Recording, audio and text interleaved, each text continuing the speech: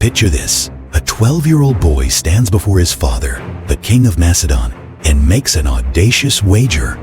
If he can tame the wild stallion that seasoned warriors have failed to mount, his father must buy the horse for him. If he fails, he'll pay for it himself. 13 talents, roughly equivalent to several $1 million today. The stakes?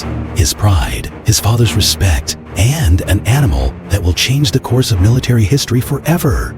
This is the story of how a boy and his horse conquered the known world. The year is 344 BCE. Pella, the capital of Macedon, is buzzing with anticipation. A Thessalian horse dealer has arrived with something extraordinary. A massive black stallion with a white star blazing on its forehead. The horse is beautiful, powerful, and according to everyone who's tried to ride it, completely unmanageable. King Philip II of Macedon watches as his best riders attempt to mount the beast. One after another, they're thrown, kicked, bitten. The stallion rears and screams, eyes rolling white with terror and rage. Philip, frustrated, orders the horse taken away. It's useless to him. But young Alexander sees something the others don't. He's been watching the horse carefully, and he's noticed a pattern. Every time someone approaches, the stallion shies away from its own shadow, dancing across the ground. The horse isn't vicious. It's afraid. Alexander steps forward and makes his wager. His father, half amused and half annoyed, agrees. If the prince succeeds, Philip will buy him the horse. If he fails, Alexander will owe 13 talents from his own allowance. An impossible sum for a child. The boy approaches the stallion with calm confidence. He takes the reins and does something no one expects. He turns the horse to face the sun, eliminating the shadow that's been terrorizing it. Then he speaks softly, stroking the horse's neck, letting it feel his heartbeat, his calm. And then, in one fluid motion, Alexander mounts. The crowd holds its breath, but the stallion doesn't buck. It doesn't rear. It stands, trembling slightly, then begins to move. First at a walk, then a trot, then a full gallop across the plain. When Alexander returns, riding triumphantly, his father is moved to tears. According to the ancient historian Plutarch, Philip declared, "My son, seek out a kingdom worthy of your greatness. Macedon is too small for you." Alexander named his new companion Bucephalus, meaning ox head in Greek, likely referring to the horse's broad forehead or the branded boar. This wasn't just a pet. This was a partnership that would reshape the ancient world. To understand why Bucephalus mattered, we need to understand the revolution Alexander inherited. For centuries, ancient warfare had been dominated by infantry. Greek hoplites, heavily armored spearmen, won battles through discipline and formation. Cavalry existed, but it was mostly used for scouting or pursuing already broken enemies. Horses were expensive, difficult to control, and without stirrups, which wouldn't be invented for another 7 centuries, cavalrymen relied entirely on leg strength and balance to stay mounted during combat. Alexander's father, Philip II, had already begun changing this paradigm. He developed the companion cavalry, an elite mounted force that didn't just support infantry, but could deliver devastating hammer blows to enemy formations. But cavalry was only as effective as the bond between rider and mount, and in ancient warfare where every command had to be communicated through subtle shifts in weight and pressure, that bond was everything. This is where Bucephalus became more than just a horse. Ancient sources describe Bucephalus as unusually large, possibly standing over 16 hands high, towering over the typical horses of the era. He was powerful enough to carry Alexander in full armor, fast enough to lead cavalry charges, and intelligent enough to respond to his riders' commands in the chaos of battle. But more than that, Bucephalus was trained exclusively for war. Alexander spent years conditioning his horse to the sounds of battle, the clash of bronze, the screams of men, the whistle of arrows. He taught Bucephalus to pivot instantly, to charge without hesitation, to hold steady when other horses would bolt. By the time Alexander became king at age 20, after Philip's assassination in 336 BCE, he and Bucephalus had become a single entity on the battlefield. Soldiers who saw them fight said it was like watching a centaur, half man, half horse, moving with supernatural coordination. And Alexander was about to test that bond against the greatest empire the world had ever known. In 334 BCE, Alexander crossed into Asia with an army of just 35,000 men. His target, the Persian Empire, which stretched from the Mediterranean to India, commanding millions of subjects and virtually unlimited wealth. The first major confrontation came at the Granicus River. Persian forces held the far bank, confident that the river would slow any assault. Alexander, however, had other plans. Against the advice of his generals, Alexander led the charge himself, mounted on Bucephalus. They plunged into the river, water spraying, arrows raining down around them.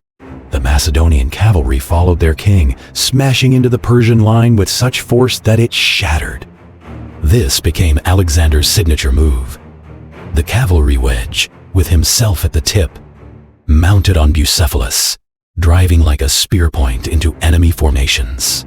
While the Macedonian phalanx, rows of men bearing 20-foot pikes, held the center, Alexander and his companion cavalry would strike the enemy's flank or rear, creating chaos and breaking their will to fight. At Issus in 333 BCE, Alexander and Bucephalus came within striking distance of Darius III himself, the Persian Emperor.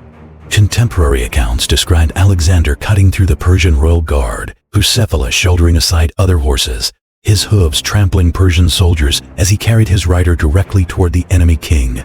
Darius, seeing death approaching on a black stallion, turned and fled. The pattern repeated at Gaugamela in 331 BCE, the decisive battle that ended the Persian Empire.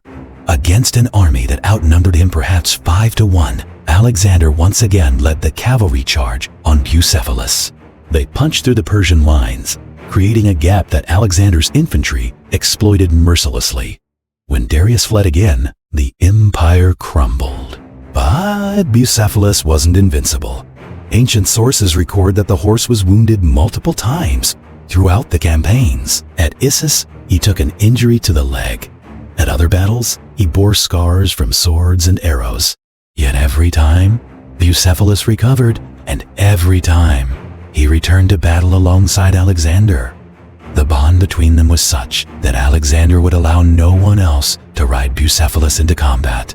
Other horses? Yes, Alexander maintained several mounts for different purposes. But in the moments that mattered most, when the fate of kingdoms hung in balance, it was always Bucephalus beneath him.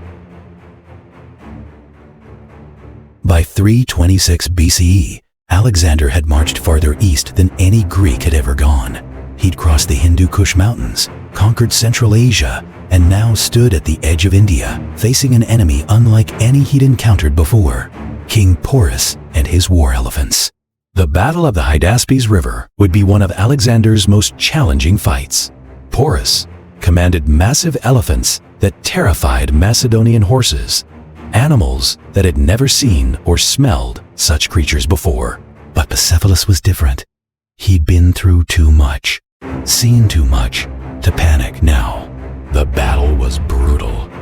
Alexander and Bucephalus led charge after charge, maneuvering around the elephants, targeting the Indian cavalry and infantry. Ancient accounts vary, but most agree that Bucephalus was wounded during the fighting.